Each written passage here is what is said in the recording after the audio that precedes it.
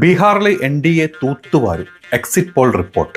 ഇത് കേൾക്കുന്ന election commission പറയുന്ന ഒരു കാര്യം, കുറച്ച് ഞങ്ങൾക്കൊന്ന് സമയം താ, ഞങ്ങളൊന്ന് ഈ EVM മെഷീൻ ഒന്ന് ലോക്ക് ചെയ്യട്ടെ, എന്നിട്ട് ഞങ്ങൾ പോളിംഗ് ശതമാനമൊക്കെ ഒന്ന് പുറത്തോട്ട് വിട്ടിട്ട് പോരെ, നിങ്ങളുടെ എക്സിറ്റ് പോൾ ഒന്ന് വെയിറ്റ് ചെയ്യ് എന്ന് പറയേണ്ട ഒരു അവസ്ഥ. അതാണ് ഇന്നലെ നമ്മൾ കണ്ടത് കേട്ടോ. ഇന്നലെ വോട്ടിംഗ് കഴിഞ്ഞിട്ടില്ല, വോട്ടിംഗ് നടന്നുകൊണ്ടിരിക്കുകയാണ്.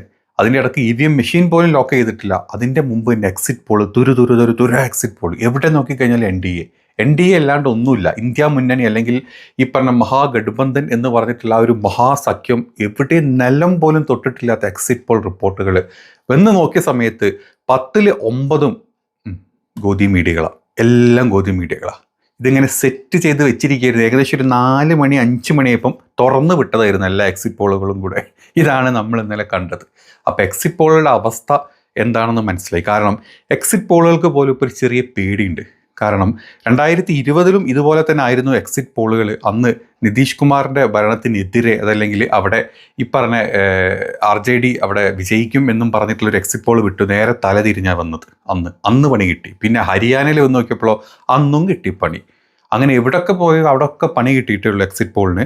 അതുകൊണ്ട് ഇപ്രാവശ്യം എക്സിറ്റ് പോൾ ഒരു മുളം അങ്ങോട്ട് നീട്ടി എറിഞ്ഞു. നമുക്കറിയാം, ഇവിടെ രാജ്യത്ത് ഇനി വോട്ട് കെട്ടാലും വേണ്ടില്ല, തൊഴിലില്ലായ്മ ഉണ്ടായാലും വേണ്ടില്ല, അങ്ങ് മറ്റേ കുത്തുവാളെടുത്ത് നിൽക്കുന്ന സ്ഥലമാണെങ്കിലും വേണ്ടില്ല, അവിടെ BJP മത്സരിക്കുന്നുണ്ടോ, NDA മത്സരിക്കുന്നുണ്ടോ, നിങ്ങൾ ധൈര്യമായിട്ട് ജയിപ്പിച്ച് എന്താണെങ്കിലും കറങ്ങി തിരിഞ്ഞ് അവന്മാർ ജയിക്കും. ഇനി വോട്ട് കട്ടിട്ടാണെങ്കിലും വേണ്ടില്ല, അങ്ങ് ബ്രസീലിൽ നാളെ ഇറക്കിയിട്ടാണെങ്കിലും വേണ്ടില്ല, അവന്മാർ ജയിക്കും. അതുകൊണ്ട് ഞങ്ങൾ നേരെ മുൻകൂട്ടി അങ്ങ് എറിഞ്ഞു എന്നുള്ള അവസ്ഥയിലായിരുന്നു ഇന്നത്തെ സകല എക്സിറ്റ് പോളുകളുടെ റിപ്പോർട്ട്.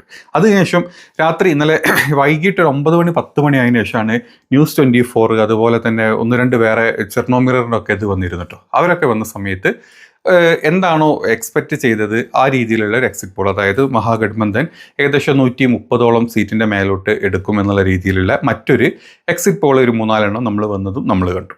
അപ്പോൾ നമുക്ക് ഇനി എന്തുകൊണ്ടായിരിക്കാം ഇങ്ങനത്തെ ചില റിസൾട്ട് വരുന്നത് നമ്മൾ ചിന്തിച്ചു പോകില്ലേ. നമ്മൾ ഈ ഇലക്ഷൻ തുടങ്ങിയ സമയത്ത് തന്നെ നമ്മൾ കണ്ടു, അതായത് ഈ വോട്ട് ചോരി എന്നുള്ളൊരു പ്രശ്നം അത് വന്നത് ഈ ഒരു ദിവസം തലേ ദിവസമാണ് വോട്ട് ചോരി വന്നത്. അതിൻ്റെ മുമ്പ് തന്നെ മുമ്പത്തെ വോട്ട് ചോരിയുടെ കണക്ക് തന്നെ വെച്ചിട്ട് മഹാറാലികൾ രാഹുൽ ഗാന്ധിയും തേജസ്വിയും കൂടെ ഈ ബീഹാറിൽ നടത്തിയത് നമ്മൾ കണ്ടു അല്ലേ.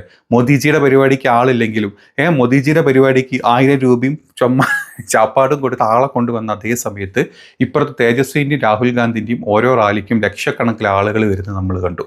അതേപോലെ 10-20 വർഷമായിട്ട് ബീഹാർ ഭരിച്ച് മുടിച്ച ഒരു ഭരണവിരുദ്ധ വികാരമുള്ള സ്ഥലം നമ്മൾ കണ്ടു. നിതീഷ് കുമാർ എന്ന് പറയുമ്പം തന്നെ ആളുകൾ കാർക്കിച്ച് തുപ്പുന്ന ഒരു ബീഹാറികളെ നമ്മൾ കണ്ടു.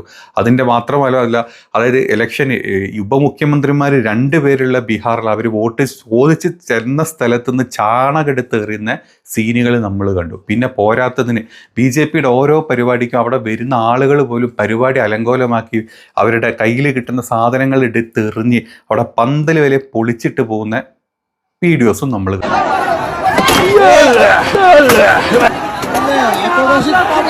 കണ്ടു. ഇതെല്ലാം കൂടെ കണ്ട അവസാനത്തെ മൂട്ടിലാണ് രാഹുൽ ഗാന്ധി ഹരിയാനയിൽ വോട്ട് കട്ടതിൻ്റെ ഡീറ്റെയിൽസ് നമ്മൾ കണ്ടു അല്ലേ.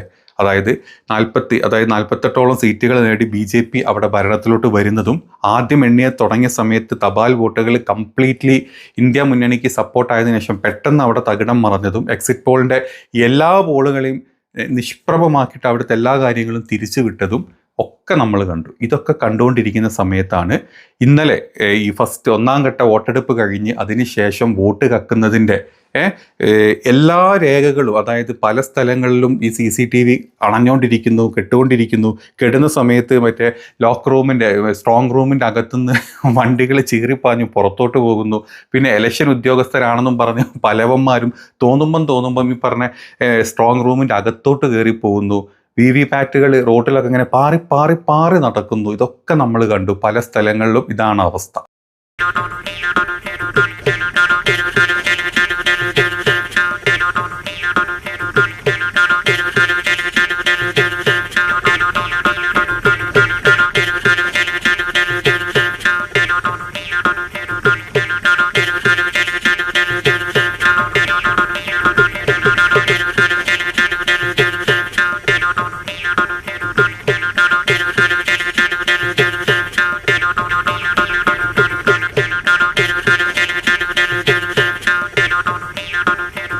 വോട്ട് ചെയ്യാൻ ചെന്നവരുടെ പേര് SIR പ്രകാരം വോട്ട് ചെയ്യാൻ ചെന്നവരുടെ പേര് വോട്ട് ലിസ്റ്റിൽ ഇല്ല എന്ന് പറയും.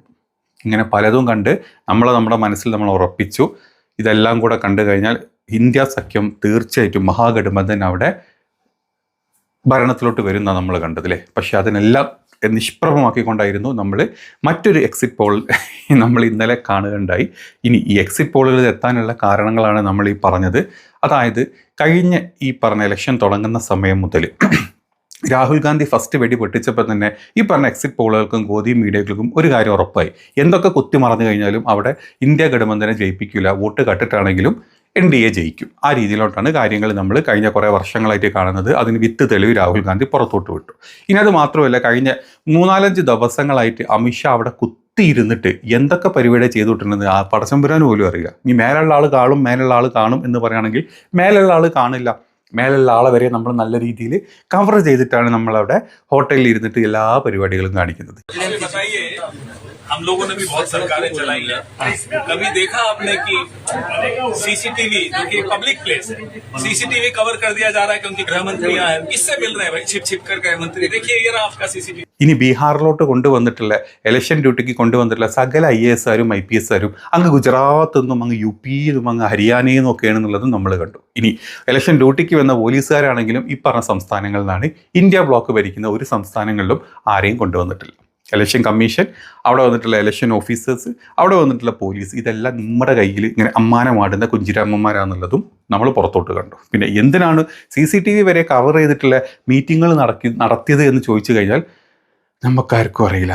പിന്നെ നമ്മുടെ മോദിജിയും അമിത്ഷാജിയും കൂടെ കഴിഞ്ഞ 4-5 ദിവസങ്ങളായിട്ട് തിരിച്ചും മറിച്ചും വർഗീയത പറഞ്ഞ് പ്രസംഗിച്ചുകൊണ്ട് നടക്കുന്നുണ്ട്. ഇതെല്ലാം കൂടെ കാണുമ്പം ഒരു ഗോദി മീഡിയ എന്ന് വിചാരിക്കും, ഇത് ഞങ്ങളുടെ അടിക്കും മക്കളെ, നിങ്ങളൊക്കെ അവിടെ കുത്തിരി തലേണ്ട കാര്യമില്ല, നമ്മുടെ നേതാക്കന്മാരെല്ലാ കാര്യങ്ങളും സെറ്റ് ചെയ്യുന്നുണ്ട്, ഞങ്ങൾ അവസാനം അടിക്കും എന്ന് തീരുമാനിച്ചു. അതായത് ഇലക്ഷൻ പോളിംഗ് കഴിയുന്നതിന് മുമ്പ് തന്നെ ഞങ്ങൾ എക്സിറ്റ് പോളും പുറത്തോട്ട് വിട്ടു. ഉദാഹവ ഇതാണ് നമ്മൾ എക്സിറ്റ് പോളിൻ്റെ കാര്യത്തിൽ ഇന്നലെ കണ്ടത്. ഇനി യഥാർത്ഥത്തിലുള്ള എക്സിറ്റ് പോളുകൾ എന്നും പറഞ്ഞിട്ട് മറ്റ് ചില ഇത് പ്രോപ്പറായിട്ട് ഇത് വിശകലനം ചെയ്യുന്ന ആൾക്കാരുണ്ട്. ഈ ആൾക്കാർ പറഞ്ഞ എക്സിറ്റ് പോളുകളുടെ ഒരു കണക്ക് നമുക്ക് നോക്കാം കേട്ടോ. നമ്മൾ ഇതുവരെ പറഞ്ഞത് ഏതായിരുന്നു? നമ്മുടെ ഗോദി മീഡിയയുടെ എക്സിറ്റ് പോളുകളും അവരുടെ ചിന്തകളും ഇനി തെരഞ്ഞെടുപ്പ് അട്ടിമറിച്ച് കഴിഞ്ഞാൽ കിട്ടാൻ പോകുന്ന സീറ്റിൻ്റെ കണക്കുമായിരുന്നു. ഇനി അത് മാറ്റി നിർത്തിയിട്ട് നമ്മൾ മറ്റ് റിയൽ ആയിട്ടുള്ള ആളുകൾ, ഇതിനെപ്പറ്റി പഠിച്ച നിഷ്പക്ഷരായിട്ട് നിൽക്കുന്ന ആളുകൾ പറഞ്ഞിട്ടുള്ള ചില എക്സിറ്റ് പോളുകളുടെ സംഭവങ്ങളാണ് നമ്മൾ കാണിച്ചു തരാൻ പോകുന്നത്. അതിൽ ഒരു എക്സിറ്റ് പോളിൽ വന്നിട്ടുള്ള സീറ്റുകളാണ് മഹാഗഠബന്ധൻ, അതായത് 130 മുതൽ 146 സീറ്റ് വരെ അവർ നേടും. NDA 85 മുതൽ 102 സീറ്റ് വരെ നേടും. പിന്നെ ബാക്കിയുള്ളവരെല്ലാവരും കൂടെ വീതിച്ചെടുക്കുന്ന കുറച്ച് സീറ്റുകൾ. ഇവിടുത്തെ പ്രധാനമായിട്ട് രാഷ്ട്രീയ മാറ്റങ്ങൾ, NDAക്ക് തിരിച്ചടി കിട്ടുന്ന മാറ്റങ്ങൾ ഇതിൽ പറയുന്നുണ്ട്. അതിൽ BJPയുടെ 2 ഉപമുഖ്യമന്ത്രിമാരായിട്ടുള്ള സാമ്രാട്ട് ചൗധരിയും വിജയ് സിൻഹയും അതത് മണ്ഡലങ്ങളിൽ കടുത്ത മത്സരമാണ് നേരിടുന്നത്. BJPയുടെ പരമ്പരാഗത വോട്ടുകളിൽ ജൻ സ്വരാജ് പാർട്ടി വലിയ തോതിൽ വിള്ളലുണ്ടാക്കിയിട്ടുണ്ട്. നമുക്കറിയാം, അവർ വോട്ട് പിടിച്ച് തന്ന സമയത്ത് എന്തായിരുന്നു ഈ ഉപമുഖ്യമന്ത്രിമാർക്ക് സ്വന്തം മണ്ഡലത്തിൽ നിന്ന് ചാവേറല്ല മറ്റേ ചാണകേറ് നമ്മൾ കണ്ടിട്ടുണ്ട്. അത് മാത്രമല്ല, വലിയ തോതിൽ ഈ ജൻസ്വരാജ് എന്നുള്ള ആ ഒരു പ്രശ്നം, അതായത് ജൻസിയുടെ പ്രശ്നങ്ങൾ അവിടെ വലിയ തോതിൽ എന്താ പറയുക വിള്ളലുണ്ടാക്കിയിട്ടുണ്ട് വോട്ടിന് വേണ്ടിയിട്ട്. അത് ജൻസ്വരാജ് ആ പാർട്ടിയിലോട്ടും കുറേ വോട്ട് പോകുന്നുണ്ട്.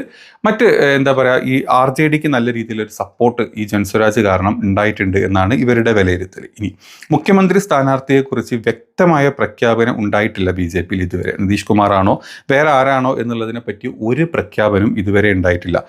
ഈ പ്രഖ്യാപനത്തിൻ്റെ പേരിൽ കിട്ടേണ്ട വോട്ടുകളുണ്ട്, അത് NDAയിലേക്ക് എത്താതെ പോകാനുള്ള ഒരു ചാൻസ് വളരെ അധികമായിട്ട് ഇവിടെ നിൽക്കുന്നുണ്ട്. ഇനി മഹാസഖ്യത്തിൻ്റെ ശക്തി എന്ന് പറഞ്ഞു കഴിഞ്ഞാൽ RJDയിൽ യാദവ്, അതായത് തേജസ്വി യാദവും തേജ് പ്രതാപ് യാദവും വിജയിക്കുന്നതായിട്ടാണ് പ്രവചിക്കുന്നത്. അതുപോലെ തന്നെ സാരൻ പോലുള്ള RJD ശക്തി കേന്ദ്രങ്ങളിൽ, സാരൻ എന്ന് പറഞ്ഞ സ്ഥലത്തെ RJD ശക്തി കേന്ദ്രങ്ങൾ അവിടെ 10-ൽ 9 സീറ്റും മഹാസഖ്യം മുമ്പിലായിട്ടുള്ളത്. ഇനി സീമാഞ്ചൽ മേഖലയിലാണെങ്കിൽ അവിടെ ഏകദേശം 18 സീറ്റുകളിൽ 11 സീറ്റ് വരെ മഹാസഖ്യം നേടും. കാരണം അവിടുത്തെ എന്താ പറയുക ആളുകൾ നല്ല രീതിയിൽ NDAക്കെതിരെയാണ്. അത് മാത്രമല്ല, അവിടെ മുസ്ലിം യാദവ് വോട്ടുകൾ ഒരുപാട് അധികമുണ്ട്. അപ്പം കഴിഞ്ഞ പ്രാവശ്യം വെറും 4-5 സീറ്റിൽ ഒതുങ്ങിയിട്ടുണ്ടെങ്കിൽ ഇപ്രാവശ്യം അത് 11 സീറ്റിൻ്റെ മേലെ ഈ പറഞ്ഞ സ്ഥലങ്ങളിലൊക്കെ കിട്ടാനുള്ള ചാൻസസ് വളരെ ഹൈ ആണെന്നാണ് ഈ ആളുകൾ പറയുന്നത്. ഇനി ജാതി സമവാക്യങ്ങളാണല്ലോ അവിടെ എപ്പോഴും ഒരു പ്രശ്നമായിട്ട് നിൽക്കാറുണ്ട്. അപ്പോൾ അതിൻ്റെ ഒരു ഏകീകരണം എന്ന് പറഞ്ഞിട്ട് മുസ്ലിം യാദവ് വോട്ടുകൾ ഏകീകരിച്ച് അത് വലിയൊരു കാര്യമാണ്. പിന്നെ മുകേഷ് സൈനി ഉപമുഖ്യമന്ത്രിയായിരിക്കുന്ന സന്ദേശം പ്രചരിപ്പിക്കുന്നതിന് നല്ല സമുദായക്കാരുടെ വോട്ട് ഏകീകരണവും മഹാസഖ്യത്തിന് വൻ നേട്ടമുണ്ടായിട്ടുണ്ട്. അതായത് മുകേഷ് സഹനി ഉപമുഖ്യമന്ത്രിയാവും എന്നുള്ള ഒരു കാര്യങ്ങൾ, ഒരു പ്രചരണം അവിടെ ഉണ്ട്. അതുകൊണ്ട് തന്നെ ഒരു വലിയ വോട്ട് അതിൻ്റെ പേരിൽ ഈ പറഞ്ഞ RJDക്ക് കിട്ടും എന്നാണ് ഇതിൽ ഇവർ പറയുന്നത്. പിന്നെ പോളിങ്ങിന് ശേഷം നിതീഷ് കുമാർ സെലക്ട് ചെയ്യപ്പെട്ട കുറച്ച് സ്ഥാനാർത്ഥികളും കുറച്ച് അവരുടെ നേതാക്കളെയും മാത്രം കൂട്ടിയിട്ട് ഒരു പ്രത്യേക മീറ്റിംഗ് നടത്തിയിരുന്നു. ആ മീറ്റിങ്ങിൻ്റെ അജണ്ടകൾ എന്നും പറഞ്ഞ് പുറത്തോട്ട് വരുന്നത് ഇത്രയും കാര്യങ്ങളാണ്. നമുക്കത് പറയാം. അതായത് നിതീഷ് കുമാറിൻ്റെ നീക്കങ്ങൾ, എക്സിറ്റ് പോൾ വിവരങ്ങൾക്കിടയിലാണ് ഈ നീക്കങ്ങൾ വന്നത്. നിതീഷ് കുമാർ അപ്രതീക്ഷിതമായി JDU ഓഫീസിലെത്തി ലലൻ സിംഗ് ഉൾപ്പെടെയുള്ള നേതാക്കളെ കണ്ട് ചില ഡിസ്കഷൻസ് അവിടെ നടന്നു. NDAയിൽ JDU ഏറ്റവും വലിയ ഒറ്റകക്ഷിയാകുമോ അല്ലെങ്കിൽ BJP പ്രതീക്ഷിച്ച വിജയം നേടിയില്ലെങ്കിലോ നിതീഷ് കുമാർ മനസ്സിലാക്കി. അതായത് ഈ രണ്ട് കാര്യങ്ങൾക്ക് BJP വിചാരിച്ച പോലത്തെ ഒരു വിജയം നേടാണ്ട് വരികയും അതുപോലെ തന്നെ JDUവിന് വേണ്ട രീതിയിൽ ഒരു സപ്പോർട്ട് കൊടുക്കാൻ പറ്റാണ്ടേ വന്നു കഴിഞ്ഞാൽ അവിടെ ഒരു തൂക്ക് മന്ത്രിസഭ ഉണ്ടാവാനുള്ള ചാൻസ് ഉണ്ട്. ഇപ്പോൾ ഇവർ രണ്ടുപേരും ആ രീതിയിലോട്ട് മുമ്പോട്ട് വരികയാണ്. ഒരു തൂക്ക് മന്ത്രിസഭ ഉണ്ടാവാനുള്ള ചാൻസ് ഉണ്ട്. അങ്ങനെ നിന്ന് കഴിഞ്ഞാൽ നമുക്ക് എങ്ങനെ പ്രവർത്തിക്കാം എന്നതാണ് ഈ ഒരു വീഡിയോയിൽ അല്ലെങ്കിൽ ഈ ഒരു മീറ്റിങ്ങിൽ പറഞ്ഞത് എന്നാണ് ചില ആളുകളുടെ വിലയിരുത്തൽ കേട്ടോ. നമ്മളത് ഞാൻ പറഞ്ഞതല്ല കേട്ടോ, ഇതെൻ്റെ നിഗമനങ്ങൾ മാത്രമല്ല, കുറേ പേരുടെ വീഡിയോസും അവിടെ ഉള്ള, അതേപോലെ ബീഹാറിലും അതുപോലെ നോർത്ത് ഇന്ത്യയിലൊക്കെ ഉള്ള കുറേ പേരുടെ സീനിയർ ജേർണലിസ്റ്റിൻ്റെ അവരുടെ ഒരു നിഗമനങ്ങളിലുള്ള കാര്യങ്ങളാണ് നമ്മൾ ഈ പറഞ്ഞുകൊണ്ടിരിക്കുന്നത്. അപ്പം ഇത്രയും കാര്യങ്ങൾ അവിടെ നടക്കുന്നുണ്ട്.